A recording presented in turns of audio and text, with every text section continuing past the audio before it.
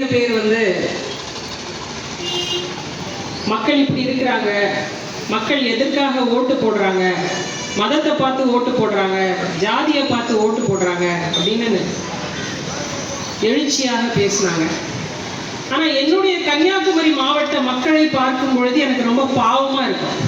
எனக்கு அவங்கள பார்த்தா உண்மையாகவே பாவமாக இருக்கும். அவங்க என்னதான் செய்வாங்க?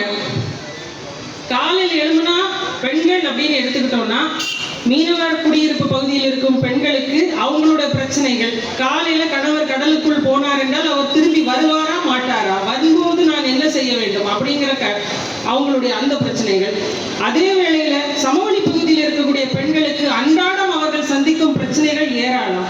அவர்களுடைய வாழ்க்கையே பிரச்சனைக்குள்ளாக இருக்கக்கூடிய ஒரு வாழ்க்கையை வாழும் பொழுது அவங்களால என்னதான் யோசிக்க முடியும்? எங்களுக்கு என்ன வேணும், என்னோட பிள்ளைகளுக்கு என்ன வேணும், என் குடும்பத்துக்கு என்ன வேணும் அப்படிங்கிற யோசனையும் சிந்தனையும் அவங்களுக்கு இல்லை. அதை செய்வதற்கான அரசியலில் தான் இங்கு நாம் தமிழர் பிள்ளைகள் இன்று நின்று கொண்டிருக்கிறோம். எதற்காக நாம் தமிழர் கட்சி என்றால், என்னுடைய நலிந்த நிலையில் இருக்கும் என் மக்களின் வாழ்க்கையை உயர்த்துவதற்காக இந்த அரசியலில் நாங்கள் நின்று கொண்டிருக்கிறோம். அதற்காக நாங்கள் கடமையும் பொறுப்புணர்ச்சியோடு நாங்கள் இந்த அரசியலை முன்னெடுக்கிறோம். ரீசெண்டா ஒரு இது வாசிச்சேன், எனக்கே ஆச்சரியமா இருந்தது. இவர் நம்ம கன்னியாகுமரி மாவட்டத்திலேயா பிறந்தாரு அப்படின்னு சொல்லிட்டு. 1951 திருவிதாங்கூர் காங்கிரஸ் சட்டமன்ற உறுப்பினராக நமக்கு எல்லாருக்கும் பரிச்சயமான ஒரு நபர் சட்டமன்ற உறுப்பினர் ஆனார். 1952 அவர் ராஜினாமா செய்கிறார். ஐயோ, ஒரு வருஷத்திலே எதுக்குப்பா ராஜினாமா செய்யறாரு அப்படின்னு நம்ம பார்க்கும் பொழுது, முதல் 5 ஆண்டு பைனான்சியல் பிளான் என்று சொல்லக்கூடிய திட்ட கமிஷன்ல கன்னியாகுமரி மாவட்டத்திற்கான வளர்ச்சி திட்டங்கள் எதுவுமே இல்லை என்று அவர் ராஜினாமா செய்கிறார். அப்படி ஒரு மாமனிதர் நம்மளுடைய மாவட்டத்தில் பிறந்திருக்கிறார், வாழ்ந்திருக்கிறார், அரசியல்வாதியாக இருக்கிறார், சட்டமன்ற உறுப்பினரும் ஆயிருக்கிறார். அவர் யார் என்று யாருக்காவது தெரியுமா? அவர் நம்மளுடைய மார்ஷல் நேசமணி ஐயா அவர்கள். அவர் வாழ்ந்த மண்ணில் நாங்கள் இன்று அரசியல் செய்து கொண்டிருக்கிறோம். அப்ப எங்களுக்கு எவ்வளவு வீரமும் நேர்மையும் இருக்கும் என்று யோசித்து பாருங்கள். அவர் சுவாசித்த காற்று, அவர் வாழ்ந்த வாழ்க்கை, அவர் வாழ்ந்த இடத்தில் அவர் முன்னெடுத்த அரசியலை செய்யும் ஒரே கட்சி நாம் தமிழர் கட்சி. 1951 சட்டமன்ற உறுப்பினராகி கன்னியாகுமரி மாவட்டத்திற்கான எந்த வளர்ச்சி திட்டங்களும் இல்லை என்ற ஒரே காரணத்தினால் அவர் ஒரே ஆண்டில் அவர் ராஜினாமா செய்தார். அப்படியெல்லாம் இந்த மானரோஷம், வெட்கம் எல்லாம் பொருந்திய இந்த மாவட்டத்தின் எம்எல்ஏக்கள், எம்பிக்கள் இருந்தாங்க அப்படின்னா இன்னைக்கு பல ராஜினாமாக்கள் நடந்திருக்கணும். ஆனா அப்படி இல்லை, இங்க அப்படி யாரும் இல்லை. அப்போ இவர்கள் செய்யும் அரசியல் யாருக்கான அரசியல் என்று இந்த அறிவார்ந்த தமிழ் சமூகம், கன்னியாகுமரி மாவட்டத்தின் மக்கள் யோசிக்கணும். நம்மளுடைய மக்களுடைய ஒரு அடிப்படையான ஒரு விஷயம் இருக்கு.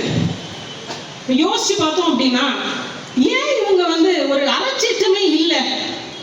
எல்லாரும் கரெக்டா வாக்குகளை செலுத்துங்கள், வாக்கு உங்கள் உரிமை, அதை கரெக்டாக செலுத்துங்கள் அப்படின்னு நம்ம சொல்றோம். ஒரு தூய நல்ல ஆட்சியை தரக்கூடிய ஒரு அரசை தேர்ந்தெடுங்கள். ஒரு அரசியல் என்பது இறைவன் படைப்பில் கொடுக்காததை கொடுக்கும் அரசு, கொடுக்க வேண்டியது அரசனின் கடமை. அதுதான் அரசியல். இறைவன் படைப்பில் கொடுக்க இயலாததை கொடுப்பதுதான் அரசனின் கடமை. அதுதான் அரசியல். அப்படி இங்கு ஒரு அரசியல்வாதியை நம்மால் காண முடியுமா? நம்மளால பார்க்க முடியுமா? எல்லாருக்கும் எல்லா விதத்தையும் கடவுளால் கொடுக்க முடியாது. ஆனால் அந்த சமநிலையை உருவாக்குவதுதான் அரசியலின் நோக்கம். அதுதான் அரசியல்வாதிகளின் கடமையாக இருக்க வேண்டும். அப்படி இன்னைக்கு அரசியல்வாதிகள் இருக்கிறார்களா? அறிவார்ந்த தமிழ் சமூகம் சிந்தித்து பார்க்க வேண்டும். குறிப்பாக நம்மளுடைய கன்னியாகுமரி மாவட்டத்தில் எங்க மக்களோட உயிரோடும் உணர்வோடும் நான் கூடி இருந்து பேசுவதால் நான் கேட்கிறேன். நீங்க உங்களுடைய மனச்சான்று தொட்டு சொல்லுங்க. நாம இன்னைக்கு எம்எல்ஏ, எம்பிக்களை எந்த விதத்துல தேர்ந்தெடுக்கிறோம்? அவர் முன்னாடி 5 ஆண்டுகள் செய்த நலத்திட்டங்களின் அடிப்படையிலா, அல்லது அவருடைய ஜாதி மதத்தின் அடிப்படையிலா? நீங்க இங்க கூடியிருக்கும் ஒவ்வொருவரும் உங்களுடைய மனச்சான்றை தொட்டு நீங்கள் சொல்லுங்க. இவர் இந்த சாதி, இந்த மதம், இந்த பெரும்பான்மை சாதி, அதனாலதான் தேர்ந்தெடுக்கிறோம். அப்படித்தானே அப்படி நம்ம உண்மையாகவே அறிவார்ந்த தமிழ் சமூகமாக கடந்த 5 ஆண்டுகளில் பிரின்ஸ் அண்ணன் எம்எல்ஏ அவர்கள் கொடுத்த வாக்குறுதிகள் என்ன? அவர் உண்மையாகவே அந்த 5 ஆண்டுகளில் அவர் கொடுத்த வாக்குறுதியை நிறைவேற்றினாரா? இல்ல நிறைவேற்றல அப்படின்னா அதற்கான காரணங்களை மக்கள் பொது வழியில் அவர் சொன்னாரா? அவருடைய 5 ஆண்டு மக்கள் மேம்பாட்டு நிதிக்காக, தொகுதி மேம்பாட்டு நிதிக்காக அவர் செலவழித்த தொகை எவ்வளவு, அதில் எவ்வளவு ஆதித்தமிழ் குடிமக்களுக்காக செலவழித்தார் அப்படின்னு பொது வழியில் அவரால் சொல்ல முடியுமா? பிரின்ஸ் எம்எல்ஏ அவர்களால் கடந்த 3 முறை அவர் இந்த குளச்சல் தொகுதியில் எம்எல்ஏவாக இருந்திருக்கிறார். யாருக்காவது தெரியுமா? எல்லாருமே ஐஆர்ஏஎல் பத்தி நம்ம பேசிட்டு இருக்கிறோம். நிறைய ரேடியேஷன் இருக்கு, அதனால நமக்கு கேன்சர் வருது. ஆனா இன்னைக்கு கூடி இருக்கும் தமிழ் சமூகத்திற்கு, கன்னியாகுமரி மாவட்ட மக்களுக்கு உண்மையாகவே ரேடியேஷன் எங்க இருந்து வருதுன்னு தெரியுதா? இதே குளச்சல் சட்டமன்ற தொகுதியில் ரேவன்துறை பகுதியில் இருக்கக்கூடிய மேல்மிடாலம் பகுதிகளில் அதிகமான ரேடியேஷன்ஸ் இருக்கு. அதிகமாக கேன்சர் பேஷியன்ட்ஸ் இன்னும் இந்த தொகுதியில் அதிகமாக இருக்கிறார்கள். அதற்கு ஏதாவது நடவடிக்கைகள் இந்த அரசு மேற்கொண்டதா? ஒண்ணும் கிடையாது. இப்ப நம்ம அப்பா வந்துட்டு போனாங்க, ஸ்டாலின் ஐயா வந்துட்டு போனாங்க. நிறைய பேர் பார்த்துருப்போம். அவருடைய கிறிஸ்தவ சமூகத்தில் சொல்ற மாதிரி 6 கட்டளைகள் அப்படின்னு சொல்லுவாங்க. 6 கட்டளைகள் மாதிரி அவரும் ஒரு 6 புதிய அறிவிப்புகளை கொண்டு போய் கொடுத்துட்டு வந்திருக்காரு. ரொம்ப ஹாப்பியா போயிருக்காரு. ஆனா உண்மையாவே மக்கள் ஹாப்பியா? நீங்க ஹாப்பி டாடி, பட் நாங்க நாட் ஹாப்பி அப்படிங்கிற மாதிரி தான் இருக்குது. நாங்க we are not at all happy. நீங்க வந்தது எதுக்கு? உங்களுடைய வாக்குகளை அறுவடை பண்றதுக்காக வந்திருக்கீங்க. மீனவர்களுக்காக 8,000 ரூபாய் நான் கொடுப்பேன் அப்படின்னு சொல்றாரு மீன்பிடி தடை காலத்துல. போன 5 ஆண்டுகளில் நீங்க அறிவிச்ச 6,000 ரூபாய் அதை நீங்க உங்களால 5 வருஷம் தொடர்ந்து கொடுக்க முடிஞ்சுச்சா? இங்க இருக்கிற யாராவது ஒரு மீனவ சமூகத்தில் இருக்கக்கூடிய ஒரு சொந்தமாவது இன்னைக்கு வந்து ஆமாப்பா நாங்க 5 ஆண்டுகளும் மீன்பிடி தடை காலத்துல அவர் அறிவிச்ச மாதிரி 6,000 ரூபாய் எங்களுக்கு வந்து சேர்ந்தது என்று எல்லாரும் சொல்ல முடியுமா? போன வருடம் மட்டும் 6,000 ரூபாய் கொடுத்துட்டு இந்த வருடம் வந்து 8,000 ரூபாய் தாரேன் அப்படின்னு நீங்க சொல்றீங்க. இது ஒண்ணு. இன்னொன்னு, கடல்ல காணாமல் போன மீனவர்களின் குடும்பத்திற்கு 2,000 ரூபாய் உதவித்தொகையாக மாதம் நான் உங்களுக்கு தருகிறேன் அப்படின்னு சொல்றீங்க. உங்களுக்கு பேசிக்கா ஏதாவது ஒரு அண்டர்ஸ்டாண்டிங் இருக்கா? இந்த அமைப்பை பத்தின ஒரு புரிதல் இருக்கா? எங்களெல்லாம் என்ன நினைச்சிருக்கீங்க? எங்களுடைய மக்கள், அட்லீஸ்ட் நம்ம கன்னியாகுமரி மாவட்ட மக்களாவது கொஞ்சமாவது அறிவார்ந்து சிந்திக்கணும். இந்தியன் எவிடன்சஸ் ஆக்ட் என்று ஒன்று இருக்கிறது.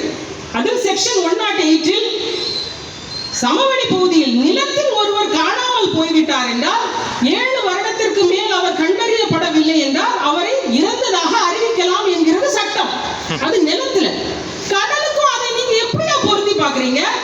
கடல்ல காணாமல் போன மீனவன் 1-2 நாட்களுக்கு மேல் அவன் உயிரோட இருக்கிறது சாத்தியமே இல்லையே. அவனையும் 7 வருஷம் வெயிட் பண்ணாதான் டெத் சர்டிபிகேட் என்று நீங்கள் 2,000 ரூபாய் அறிவித்திருக்கிறீர்கள். எங்களெல்லாம் என்ன நினைச்சீங்க நீங்க? குறிப்பாக ஏவிஎம் கேனால் தூர்வாருகிறேன் என்று குளச்சல் நகராட்சி பகுதியிலிருந்து மண்டைக்காட்டு வரைக்கும் 1.2 crores நீங்க சாங்ஷன் பண்ணிருக்கீங்க. நல்லது, சிறப்பு. அது நீங்க உள்ளபடியே செஞ்சுட்டீங்கன்னா மகிழ்ச்சி. நான் என்ன கேட்கிறேன் அப்படின்னா, நீங்க ஏன் அந்த மரியநேட்டம் சர்ச்சை புனரமைக்கிறதுக்காக 2 கோடி ஒதுக்குனீங்க? எதுக்காக ஒதுக்குனீங்க? அப்போ உங்களுடைய வாக்குகள் யாராக இருக்க போகிறார்கள் என்று நீங்க முடிவு பண்ணிட்டீங்க. அதுக்கு தானே நீங்க பண்ணீங்க. நாடார்கள் எல்லாம் நாடாருக்கு வாக்கு செலுத்துங்கள், மீனவர்களும் கிறிஸ்தவர்களும் டிஎம்கே காங்கிரஸ் கூட்டணிக்கு வாக்கு செலுத்துவார்கள் என்றுதான் உங்களுடைய அறிவிப்பு சொல்லுது. ஏன் கன்னியாகுமரி மாவட்டத்தில் இவங்களை தாண்டி வேற யாருமே இல்லையா? ரப்பர் தோட்ட தொழிலாளர்களுக்கு நீங்க என்ன செஞ்சீங்க? சுற்றுலாத்துறையில் சார்ந்த பிள்ளைகளுக்கு என்ன நீங்கள் செய்தீர்கள்? விவசாயிகளுக்கு இதே திங்கள் நகர்ல ஒரு டைரக்ட் ப்ரொக்யூர்மென்ட் சென்டர் இருக்குது, நேரடி நெல் கொள்முதல் நிலையம்.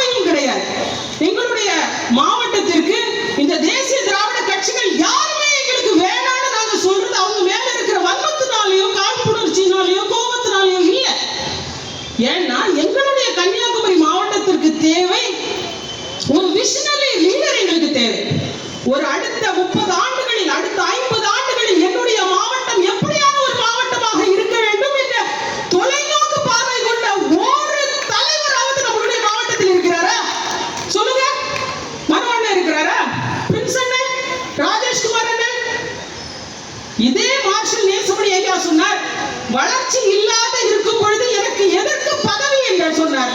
ராஜேஷ்குமார் என்ன சொல்றார், நம்மளுடைய சட்டமன்ற உறுப்பினர் கிள்ளியூர் தொகுதி, பல ஆண்டுகளான ஒரு கோரிக்கை மீனவர் மக்களுக்கு. மரியலூர்தமாள் சைமன் என்பவர் நம்மளுடைய மாவட்டத்தின் பெரும் அடையாளம். அவங்களுக்கு ஒரு சிலை வைங்க, அவங்களுடைய பிறந்த நாளை நீங்கள் அரசு விடுமுறையாக அறிவியுங்கள் என்று பல ஆண்டுகளாக அந்த கோரிக்கையா இருக்கு. ஏன் உங்களால அதை செய்ய முடியல? ஊரும் அவங்க அப்பாவுக்கு சிலை திறக்கிறீங்க, ஏன் உங்களுக்கு செய்ய முடியல? இதை அவங்களுடைய வாக்குகள் உங்களுக்கு வேண்டாமா? அப்போ எங்களுடைய மக்களின் அடையாளங்களை நீங்கள் வரலாறாக பதிவுபடுத்துவதற்கு நீங்க தயாரா இல்லை. எங்களுடைய அடையாளங்களை நீங்க ஒடுக்குறீங்க. கன்னியாகுமரி மாவட்டத்துக்கு என்று ஒரு பிரத்யேக கூறு உண்டு, மற்ற மாவட்டங்கள் போல் கிடையாது. கன்னியாகுமரி மாவட்டம் தெற்கெல்லை போராட்டத்தில் தமிழ்நாட்டோடு இணைய வேண்டும் என்ற ஒரே குறிக்கோளோடு போராடி பெற்ற விடுதலை தான் நம்மளுடைய கன்னியாகுமரி மாவட்டம். நம்மளுடைய காரணங்கள் ரொம்ப சிம்பிளான ஒரு விஷயம் தான். கன்னியாகுமரி மாவட்டத்தின் அடையாளம், மொழி, பண்பாடு இவை மூன்றும் காக்கப்பட வேண்டும். அதற்கு நாங்கள் தமிழ்நாடோடு இணைய வேண்டும். அதுதான் எங்களுடைய ஒரே கோரிக்கையாக இருந்தது. அதற்காகத்தான் பெருந்தலைவர்கள் பாடுபட்டார்கள். இந்த அடையாளங்களை இந்த அரசு ஒடுக்குது, மறைக்குது. ஏன் எங்களுக்கு இவ்வளவு பாடுபட்டுதான் நீங்க ஒரு சிலை வைக்க முடியுமா? எவ்வளவோ கோரிக்கைகள் எங்களிடம் இருந்தது. ஒவ்வொரு மீனவர் குறைதீர்க்கும் நாள் இருக்கும்போது குளச்சல் தொகுதியிலிருந்து அவ்வளவு இளைஞர்கள் சொல்வார்கள், எங்களுக்கு கடற்கரை சாலையை அழகாக போட்டுத்தாங்க அப்படின்னு. ஆனா எங்க டாடி அறிவிச்ச திட்டம் என்ன, கன்னியாகுமரியிலிருந்து களியக்காவலை வரைக்கும் சாலை விரிவாக்கம் 9 கோடி. என்ன அடிப்படையில் அவர் போட்டாருன்னு எனக்கு தெரியல. அவருக்கு உண்மையாவே இதெல்லாம்